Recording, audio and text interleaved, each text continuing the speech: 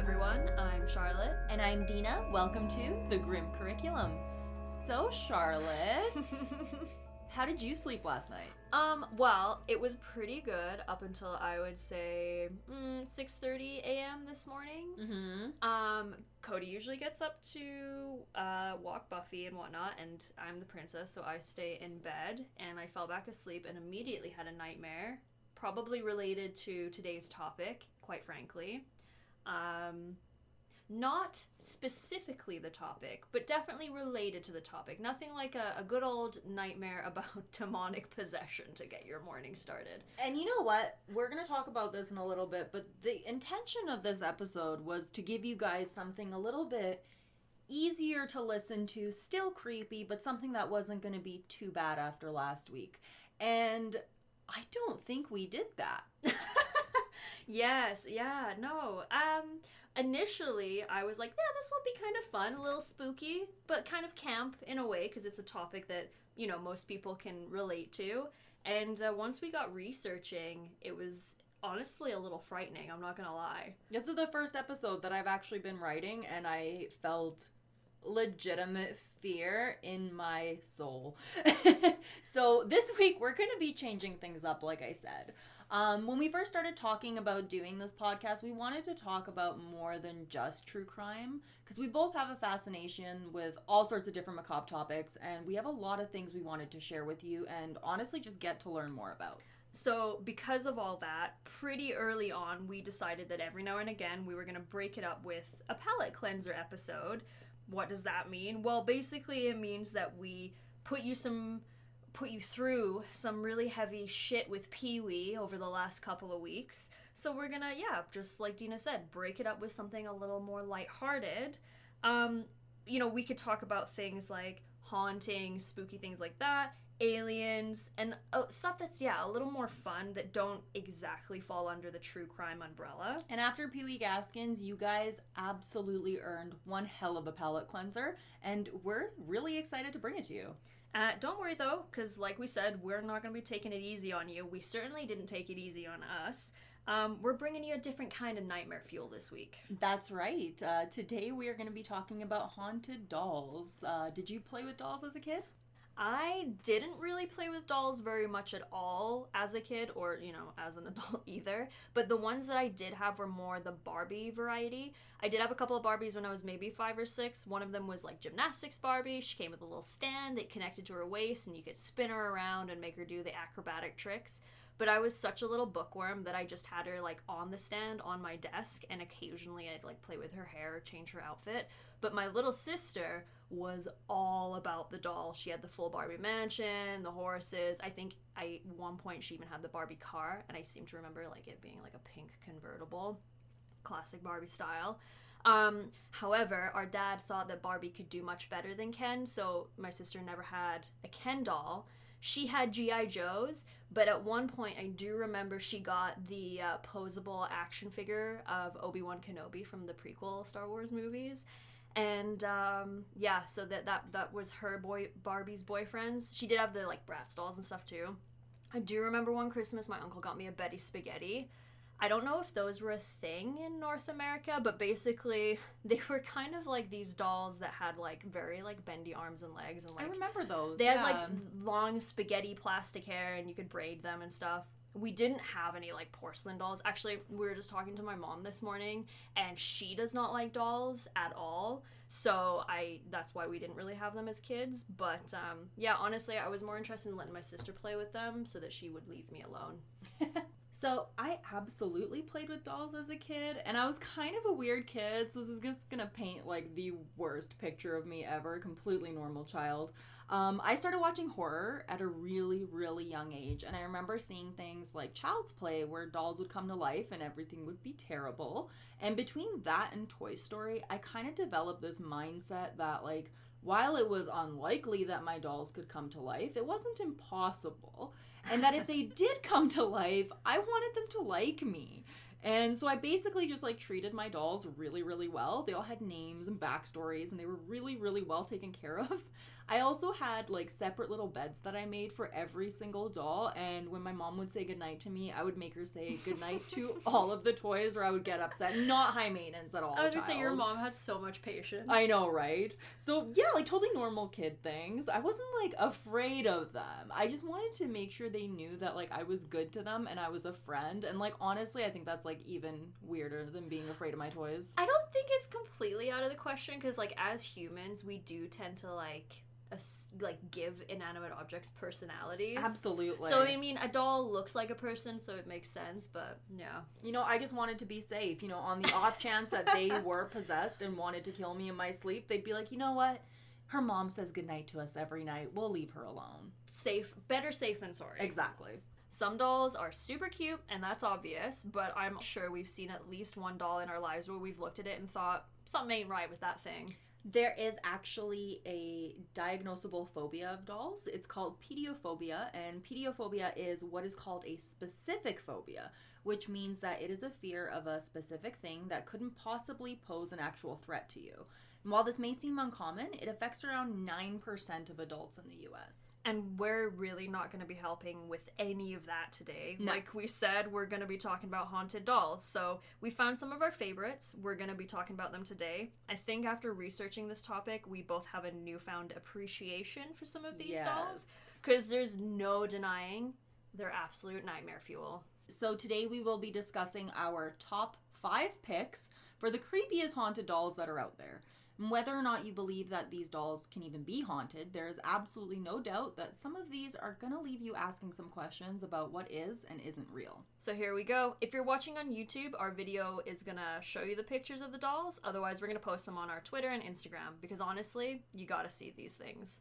At number 5, we have Letta the Doll. And don't let his place at the top of our list fool you. Letta is horrifying. Sorry, Letta. Letta is a child-sized doll that is said to be around 200 years old. He's made out of hand-carved wood and has long brown hair. Long brown human hair. That's right. Long brown human hair. The back of his head has what people describe as a brain area. It looks like a large chunk in the back of his head is like dried up and it looks like a brain, so I could see why they call it that. The story of Letta is a very interesting one, but the main thing that really stands out about him is just how creepy he looks. He was made to have extremely exaggerated features, which was really common at the time. He has a large nose and a big, almost uncomfortable looking smile. His large eyebrows give him an almost angry look that just doesn't quite go with the expression of his mouth, and he has these big, big brown eyes. Overall, he's just really, really unsettling. Letta is owned by a man named Kelly Walton from Brisbane, Australia. He originally found the doll in 1972 when he was exploring an abandoned building that he grew up close to in Wagga Wagga, Australia. He said that as a child, the building really scared him, so he never went in. He wanted to explore it to see if he could find some lost heirlooms and treasures of the past that he could sell at his own antique store. He decided to look under some floorboards, and that's when his life completely changed. He said he originally thought the doll might be a corpse, but upon further inspection, he realized what it was and thought the doll could have some value, so he brought him home. The building that stood in that spot for almost 100 years was demolished very shortly after. He says that he took the doll, put it in the trunk of his car. On the ride home, he claims that he heard loud banging and thrashing about, as well as someone or something shouting, "Let me out!" which is how the doll ended up getting his name. Strange things began happening shortly after Kelly brought Letta home. The family dog was absolutely terrified of the doll and would become aggressive every time he was around it. Items around the house started moving without explanation, and strange scuff marks began to appear on the floors. One night, his children woke up screaming and saying that they saw Letta talking and walking around the house. I mean, just please look at what this doll looks like and imagine waking up in the middle of the night to your kids saying that they heard it talking and it was just having a bimble around the house on its own. I would leave the country. Straight up. Mm-hmm. At this point, Kelly, he did decide to try and sell the doll. He actually got a really good offer on him, and he put Letta in the backseat of his car and drove off to sell him, only to find that when the time came, he was unable to get the doll out of the car. It was as if someone had glued him to the seat. It was at this point that he decided to keep the doll. He has now had Letta in his life for 50 years. That's one hell of a committed relationship. Right? Since then, Letta has been reported doing all sorts of things. He isn't considered malicious or anything like that, or like to be a dark spirit, but he does like the attention and he does like getting noticed. Letta has been seen moving on his own on numerous occasions. His hands and his arms have been seen moving up and down, and people around him can't deny the fact that they often feel like he is truly staring at them. Letta has also been accused of making pictures fall off the wall, despite the fact that they were attached very well, and strangely enough, every time he's brought outside, it seems to rain. Dogs also absolutely hate Letta. We mentioned before that Kelly's dog didn't like him, but numerous otherwise friendly dogs have been seen acting very aggressively towards this doll.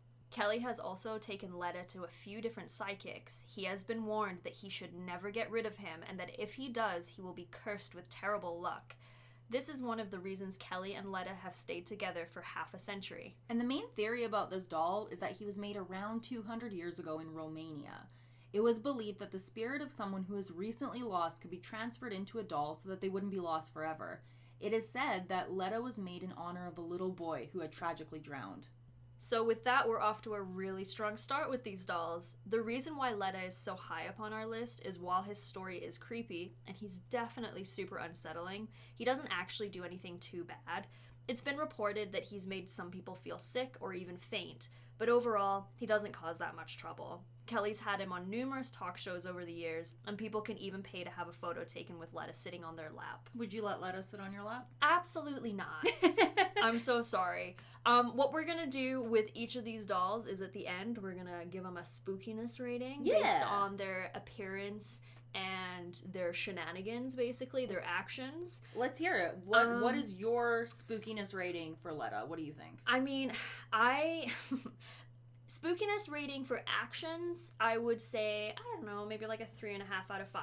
He's running around, he's being a nuisance, but he's not hurting anyone or anything. He's just kind of being a little creepy. Yeah. On the appearance scale, though, I would give him like a 10 out of 5. He's quite creepy looking. It's just, maybe it's because I know that his hair is like real human hair. Don't like that. No, not a huge fan. Not cool. What about you? Honestly, like, okay, so with Letta, I 2 out of 5 for the actions. Because he's not doing anything too terrible. Like, I mean, I don't want that happening in my life or my house, but it could be worse. The appearance, though. I made the mistake of, when I was working on this, I had his photo on the other monitor, and I did that for every single doll that I was, like, learning about.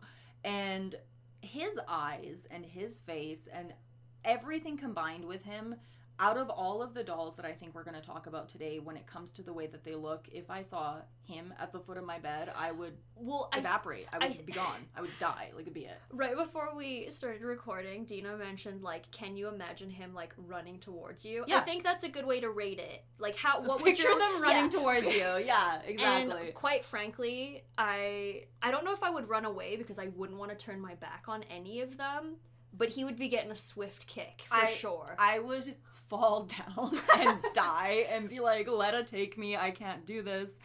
Honestly, like, he is something else, and I say that with respect and love, because like, I don't want to like potentially somehow upset him in the odds that there is something going on there and he's gonna hear us from Australia, and I don't know, but we respect you, Letta. Yes. You know what, throughout all of this, I have to say, healthy respect for Letta. Yeah. Definitely. Okay, go team Letta. Yeah, all right, on to number 4. Our next contestant is a little porcelain baby girl named Mandy. Mandy's originally made in either England or Germany in the 1900s. She has a white dress and a bonnet, as well as a cute little lamb toy. Her face displays numerous cracks and scars due to her age, and she wears an almost sinister-looking smile. People who see her in person claim that her eyes seem to follow you wherever you go. Mandy is actually one of the most famous haunted dolls right here in Canada, and she currently lives at the Quesnel Museum in Quesnel, British Columbia. Her last owner donated Mandy to the museum in 1991 after finding her in her home. The woman reported constantly hearing a baby crying in the middle of the night, which would make the hairs on the back of your necks go up regardless. Mm-hmm. So one evening, she followed the sound down to her basement, where she found nothing but an open window and a breeze in the room. And again, like, this is some like horror movie stuff right here. She looked around and found Mandy, who was being kept in storage. The doll likely came from the woman's grandmother, and she didn't want her own daughter to play with her because she said she was fragile, and it gave her a weird feeling. Mysteriously enough, she reported that the crying stopped as soon as Mandy was removed from the house. Honestly, she was really smart to take the doll away from the house. Absolutely. This is not how horror movies go. So I'm glad that the owner actually was thinking about this. She broke the cycle. Exactly. Mandy currently is said to love playing tricks on the staff at the museum. They report hearing footsteps, and they often lose random items like their lunch and find them hidden in weird places. She was originally kept in a room with other dolls, but they eventually had to move her to her own room where she is kept in a glass case. They apparently didn't want her near the other dolls because she would act out more when she was around them. Maybe she's just trying to establish her dominance amongst the Quinnell doll collection. Mandy is number one. I guess so. Cameras and phones also don't seem to work around Mandy. Batteries often go dead and devices stop working altogether. Staff have asked people who approach Mandy to ask her for her permission before filming or photographing her, which seems to work. The chair of the museum was reported as saying, "You try and videotape her and your camera light will go off and on." And we've had people say that the lamb that always sits on Mandy's lap would wound up underneath her display case. It's said that upon her arrival, staff tried to take some photos of her. They ended up leaving her in the photo lab overnight and came back to it being absolutely trashed, as if someone had had a giant temper tantrum in the room. Later, the little lamb that she's holding was found thrown onto the floor as well. Mandy has developed quite a reputation across Canada, and she's been featured in numerous newspapers, radio shows, and has even been on television in both Canada and the US. She even appeared on the Montel Williams show, where psychic Sylvia Brown said that after reading her energy and being around the doll, that she theorized that the doll had originally belonged to a pair of twins who had died from polio, and that the grief of their mother had implanted itself onto the doll. Not all museum staff completely believe that the stories are true, but they keep an open mind and have seen a huge number of people that have had strong reactions to the doll. Apparently kids really like to visit her. Her story is very well known, and she gets a lot of younger visitors who are curious. A young girl even had to be kept overnight in the emergency room after fainting near the doll. It seems like behavior around Mandy has somewhat calmed down, but believers don't expect that to last very long. So, having said all that, what are we rating her? Ooh, all right, Mandy. I would say Mandy is a little bit more malicious to me. So I think for the actions, I would give her like a 3.5 out of 5. And then the appearance, she's more of the baby face. Very much so, which is like, that should make her less scary. But if you look at her actual face and the cracks and the scarring and her smile, I would give the appearance like a solid 4 out of 5.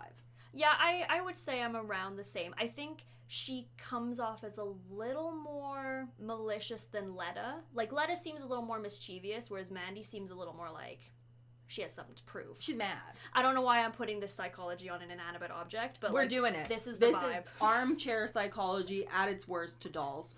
I think that with Letta, it's, like you said, it's that mischief. But I mean, if this doll is allegedly throwing tantrums, she can't be around the other dolls because it gets her all fired up. Like, she's not allowed to be around the other dolls, right? That seems a little sus to me. Right. So with that, I'll give her, I think I agree. Maybe like a 4 on the appearance scale for creepiness, and then she's a little more so like a 3. Right, yeah. And feel free, guys, like, let us know what you think about all these. What are your ratings? Yeah, absolutely. But we are moving on to number 3. Our next haunted doll is one you may have heard about already. Robert the doll is one of the most famous haunted dolls in the world. He's almost 120 years old and has such a reputation that he is now kept in a locked case with humidity control and UV filtering glass to preserve and protect him, and probably protect us. Very much so. Robert is a vaguely human-looking little doll in a cute little sailor suit. He's got a tiny little button nose, and due to his age, he is now covered in small scar-like spots. He has a mischievous little smile on his face, and he stands about 40 inches tall, and yes, he is known as the most haunted doll in the world. Robert also has a little friend, a little puppy in his lap, which, honestly, take a look, because I almost think it's creepier than he is. Mm-hmm. The dog has these giant eyes and this, like, wide open mouth. The story of Robert dates to the early 1900s, where a boy named Eugene Robert Otto was given the handmade doll as a gift. He was originally made in Germany by the Steiff Company and was likely never intended to be a toy, but was part of a larger window display. Eugene, who everyone called Gene, gave him the name Robert and quickly became inseparable from the doll. One night when he was 10, Gene's parents were awakened by the sound of their son screaming in the middle of the night and the sound of furniture being loudly moved around. His mom went to open the door, but it was blocked by something. Eventually, she was able to work her way in and was shocked to find that her son was curled up in fear on his bed and Robert at the foot of the bed, and his room was in absolute shambles. The only words the boy could say were, "Robert did it." This would be something he would say quite often, usually when something strange or scary would happen in the home. His parents would often hear their son talking to someone in the middle of the night, and they reported hearing a second voice responding back. They even reported seeing the expression on Robert's face changing, and they even heard him speak or giggle. The family also claims that they saw Robert running up the steps. Nope. And that he could even be seen staring through the window from outside. Gene would keep Robert well into his adulthood, and after his parents died, he moved back into their home with his wife and with Robert. Gene, at this point, gave Robert his own room with a window. Gene's wife was obviously a little uneasy about the doll, and I could not blame her. She convinced Gene to lock up Robert in the attic. Robert apparently didn't like this, and the couple reported hearing walking around in the attic when there was no one else home, and even mischievous giggles that just wouldn't stop. The children in the neighborhood even began to complain about seeing Robert watching them from the attic window and even mocking them. Gene, upon hearing this, went to investigate in the attic and was shocked to find Robert sitting up and looking out the window despite being placed elsewhere. This would happen numerous times. Gene would go upstairs and move Robert to a different spot, but somehow he would always find his way back to the window despite the fact that he always kept the door locked and there was no one else in there. It is said that Gene, who was an artist, would spend most of his time in the room with Robert where he would paint and talk with him. Can I just say, at the very least, if Robert was moving around the house and you didn't believe that Robert had a mind of his own, that you might start wondering if there was like a secret person like living in your walls or something. The question is, I mean, the doll is moving and that is a fact. That is indisputable. That's happening. Let's figure out why. In 1974, Gene passed away and the house was sold. The new family that moved in had a 10-year-old daughter named Myrtle who was absolutely thrilled to find Robert when she was exploring the attic. This wouldn't last long because the girl immediately started making claims that the doll was alive and that he wanted to hurt her. She started waking up in the middle of the night, and her parents would often hear her screaming, and when they checked on her, she would tell them that Robert was moving around in the room on his own. It was even reported that his expression would change whenever someone spoke badly of Gene. Myrtle would keep Robert for a while despite the fact that she experienced unexplainable things, and people stopped wanting to visit the house because of him. I wouldn't visit. I freaking wouldn't either.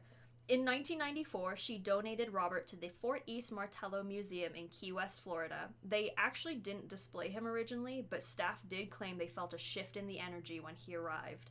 Eventually, word began to get around that Robert was there, and people wanted to see the doll, so he was eventually put up for display. As time has gone on, the legend of Robert the doll has grown, and now you can even buy Robert replicas and follow him on various forms of social media.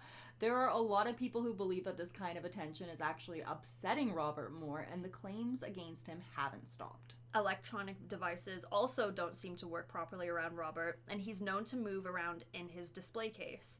Footsteps have been reported at night, and it's said that his facial expression can change very drastically and very quickly. Guests to the museum are actually given advice on how to carefully and properly interact with Robert, and people are told that there is a specific way that they should speak to him and respect him.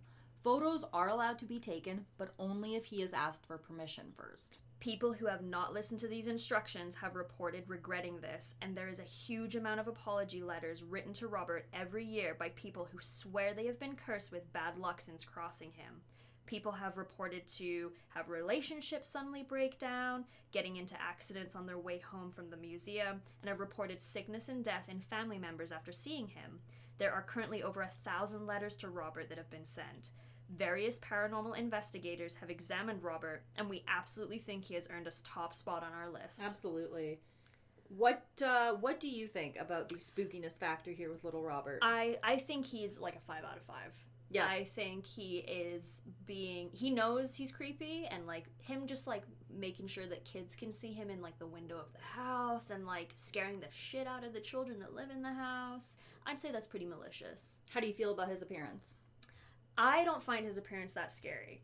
I think the kind of pockmarks, the scarring on him makes him a little more creepy. The overall age of him? Yes, because it kind of gives him that kind of like decrepit kind of feel. But I don't personally find him that creepy, but his actions are very, very like out there. Yeah, the actions I also would give like a 5 out of 5 because like I would not mess with this doll. No. And honestly, this is one of those situations where it's like, even if you don't believe, don't be stupid. Yes. And just like be nice to him, because honestly like it's just one of those stories where there's just so many claims and so many stories about him that I would feel intimidated being in the same room. But at the same time, he's cute. I'm sorry, he's cute, and like that I shouldn't think he's cute, but there's something wrong with me and I do. And that would probably, like, I would be the person who would find Robert and keep him in my house and then get, like, murdered by the spirit of Robert. And see, I always try to take the I don't know, the place of the white girl in the horror movie, because I am a white girl, but, like, it's always them in the horror movie. They're like, I don't believe in it. It's fine. And then, obviously, it's not fine. So, like, why would you tempt fate like that? I know, and I'm scared because I would be the person that's like, oh, I don't believe in it, but let's try a Ouija board. Just for fun. No. Like, yeah, so... Yeah. No, I think that we've both agreed here that we're just not going to introduce haunted dolls into our lives at any point. No, I certainly wouldn't want one in my house. And I would probably go visit Mandy. Maybe also she's a little closer geographically. Yeah. I don't think I'd go see Robert. I would. I know. I'm terrible. I know. I want to see Robert. I know, and it's bad because like I would go to Florida to see Robert, and my heart says that, and my brain is like, Dina, you're a fucking idiot.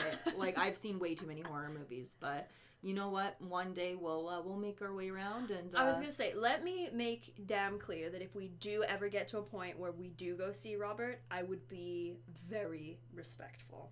You know what? I'm just gonna go ahead and say now for everyone that one day the Grim Curriculum will go to Florida, and I will make you meet Robert with me. Deal? Okay, deal. Perfect. Sounds good. All right, and we can't go this far without talking about one of the most famous haunted dolls in the world, Annabelle. I don't think you need to have much of a knowledge or even interest in haunted items to know who Annabelle is. The Conjuring movies explore her story, and they even branched 3 of those into different Annabelle movies. The movies show a completely different doll that is no doubt really scary looking. Like I was just saying to Dina off mic, movie Annabelle, horrifying. 10 out of 10 scary. But the real Annabelle looks completely different. The doll in these movies has been described as a terrifying porcelain doll that is disfigured and immediately menacing. The reality of it is that Annabelle is a Raggedy Ann style doll that is much smaller than most people expect. If you saw her without knowing anything about her, you would probably never guess that this innocent looking doll has been blamed for numerous demonic possessions, incredibly violent attacks, at least 2 near-death experiences, and even 1 fatal accident over the course of 30 years. I think if you had all the dolls that we talked today in a lineup, like a police lineup. Worst police lineup ever. Totally. Can you imagine? But in that lineup, in my opinion, Annabelle would be the least intimidating appearance-wise. I'm with you on that. The doll was famously owned by paranormal investigator power couple Ed and Lorraine Warren, who alleged that the doll had been gifted to a young nurse for her 28th birthday. The nurse was thrilled with her gift, and she brought it back to her home that she shared with another nurse. Originally, the doll was just kept on their sofa, but the 2 women started finding her in different spots whenever they would return home from being at work. First, she just moved around just slightly, and then they started finding her in other rooms with the doors closed. The women told the Warrens that they started finding weird notes around the house. One of them had the words, "Help me," scrawled on it. The notes were always written on types of paper that they didn't keep in the house. The boyfriend of one of the women went into the apartment while they were out to grab something.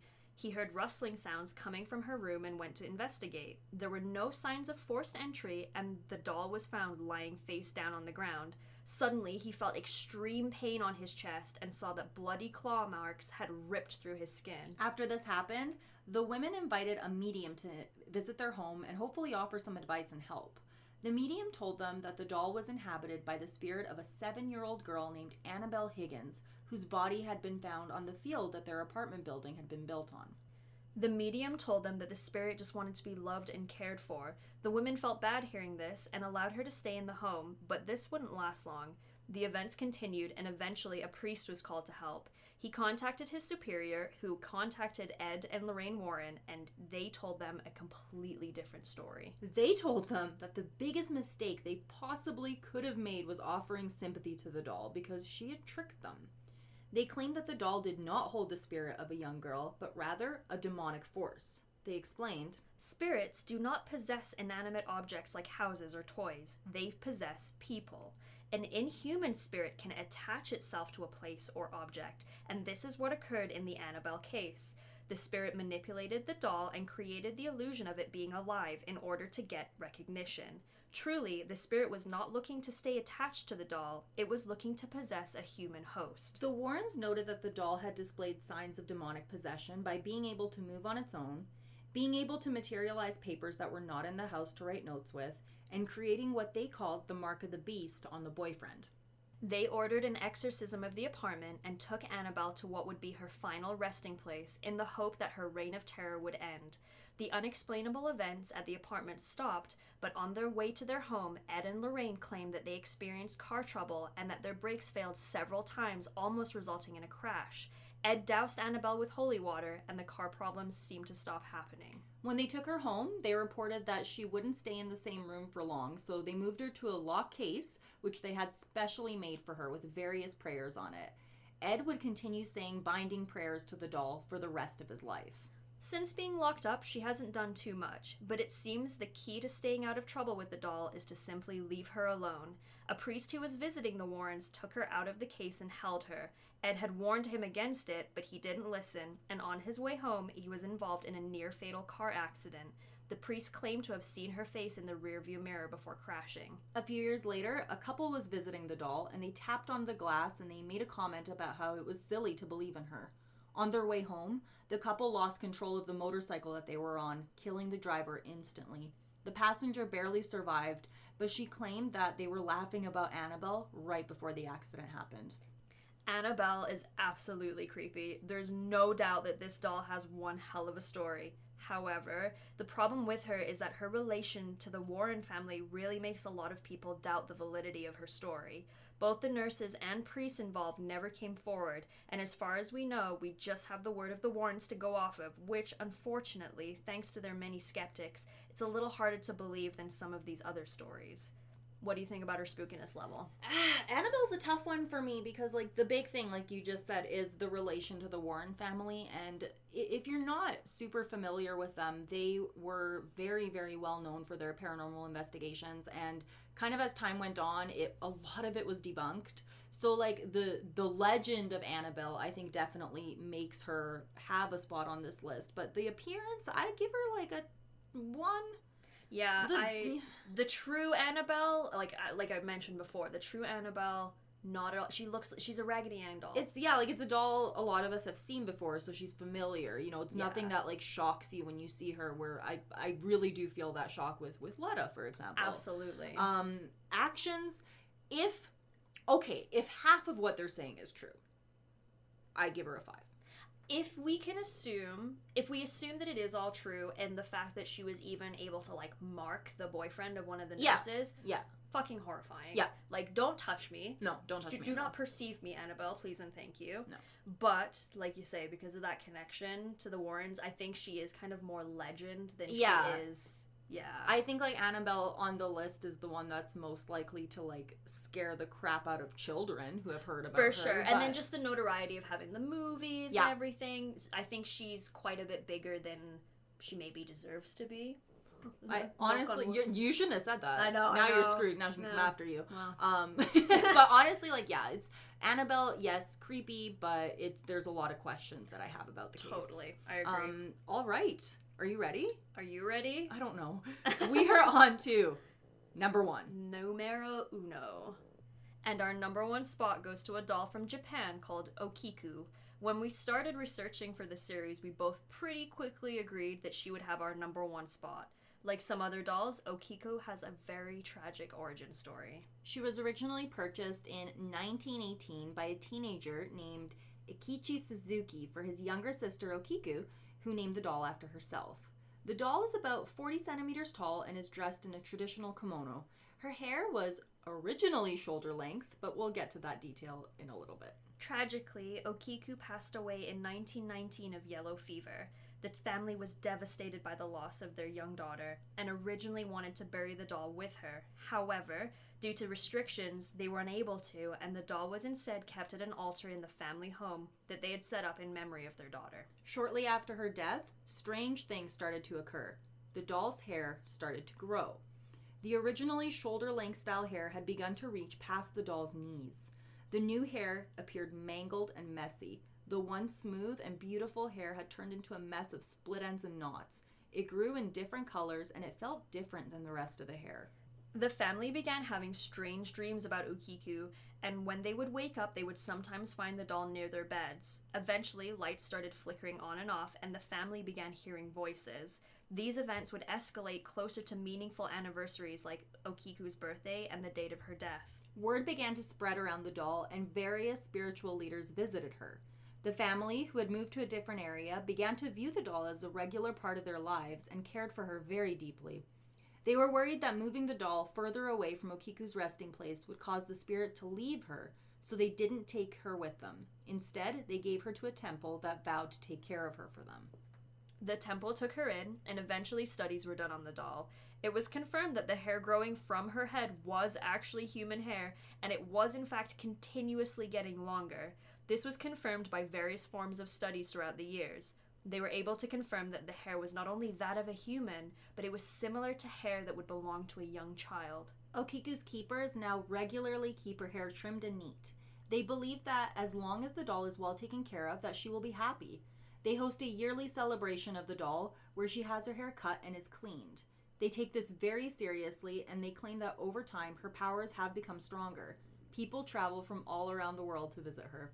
People who meet her claim that she visits their dreams shortly after, shockingly enough, and there are new claims that the doll's mouth has begun to open slowly. Those who have been brave enough to look inside claim to see baby teeth starting to grow. And that is what makes Okiku stand out and earn a spot at the very top of our list.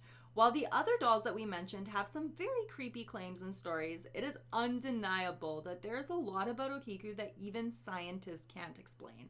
And that makes her all the more creepy in our eyes. So with that, Charlotte, thoughts? I think Okiku is one whose appearance is far spookier just because she be growing, like her hair. The hair's growing. What? Why is the hair growing? Riddle me that. Please. But on the flip side, actions-wise, I don't think she's very malicious. She doesn't seem even mischievous, but it does seem like she likes to visit her family members, like by showing up in their rooms and stuff and, you know, making them dream about her. But she didn't hurt anyone. Yeah. She didn't even really seem to scare anyone. Although I guess her family said that they were hearing voices, so that would be a little spooky. I think for her, like, appearance... If the hair wasn't a part of the equation, yes, she would be fine. But it's the hair, and if you actually look at the photos of the hair growing and like how long it got and how different it looked, yes, like that in itself, like just really that is something else. And I hope that eventually we have an answer for why the hair is growing. Totally, but, you can Google like what the original kind of dolls that she's supposed to look like, and compare her. If you're watching the YouTube video, you can obviously see her up there, but yeah. I want to reiterate something that you said, though, is that people are starting to claim that she's growing teeth, you guys. Yep. There's baby teeth. They're saying that baby teeth are growing in her mouth, and if you're brave enough to look in her mouth, for whatever reason you're going to do that, you might see teeth.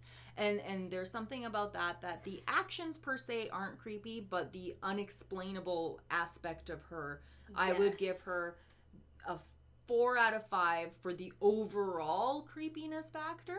I think it's when it comes to anything regarding like hair, fingernails, teeth. Yeah. Those are things that really give people the heebie-jeebies. Yeah. She doesn't have the fingernail part yet, I might add, because like who knows? She'd be growing hair, she'd be growing teeth, she might be growing some. She claws. could do anything. And the temple, the priests that have the temple that keep her, they do say they reckon she's getting more powerful. So, whatever that means.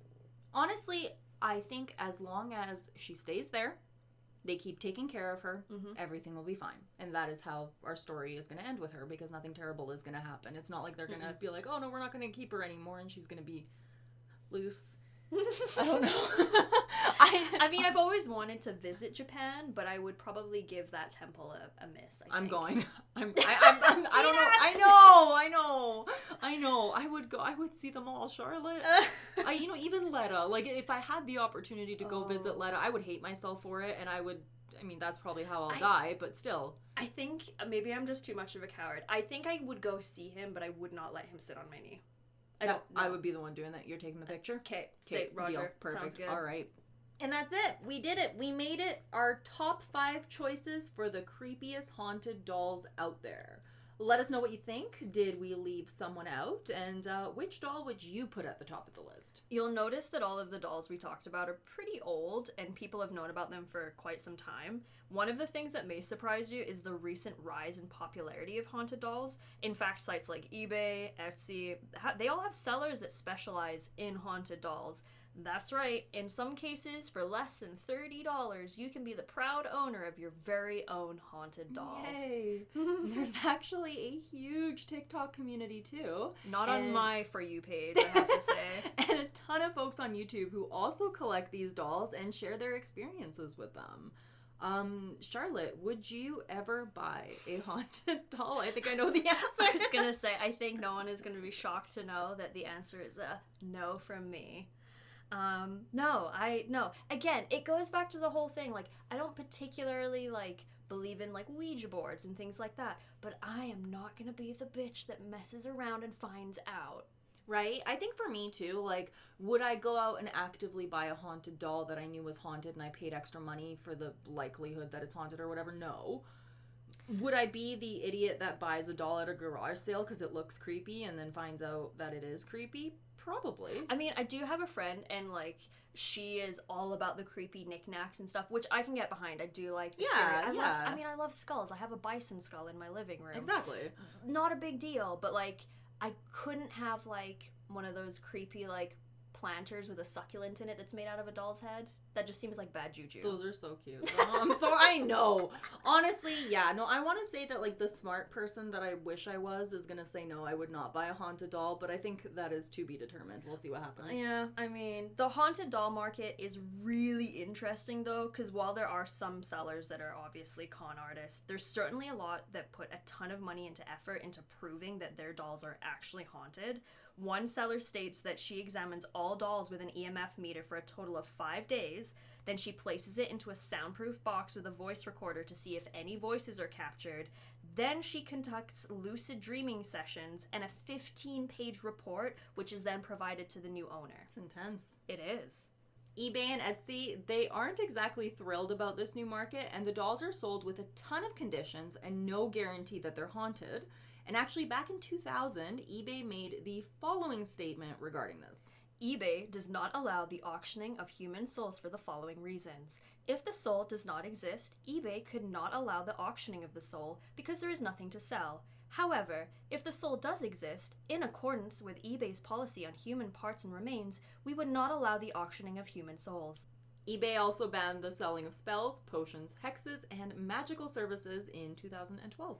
But, sellers have found ways around this. The dolls are often sold as is or for entertainment entertainment purposes only. But despite this, many sellers have sold hundreds of dolls, and there are even various guidebooks on how to care for your haunted dolls properly. Honestly, this whole thing is really fascinating, and whether you believe or not, there's absolutely something happening with some of these dolls that just can't be explained. This has been a fun and honestly super creepy ride. This morning's nightmares, notwithstanding. I learned not to do my research in the dark. That's an important lesson here. And can I also just say, please tweet at us or send us messages. We want to know if you have a haunted doll, or like if you're the kind of person that would buy a haunted doll. Do you have haunted items in your home? We want to know about them. Tell us those stories. Absolutely. We hope you all enjoyed this episode. Next week, we are returning to our usual murder and mayhem. Make sure you don't miss out on the Grim Curriculum news by following us on Instagram at The Grim Curriculum and Grim Curriculum on Twitter. You can also find us on social media. I'm Dina V on Twitch, Dina VIG on Instagram, and Dina V Tweets on Twitter. And I'm ominous_walrus on Twitter and ominouswalrus on Instagram. Thanks for listening. This has been The Grim Curriculum.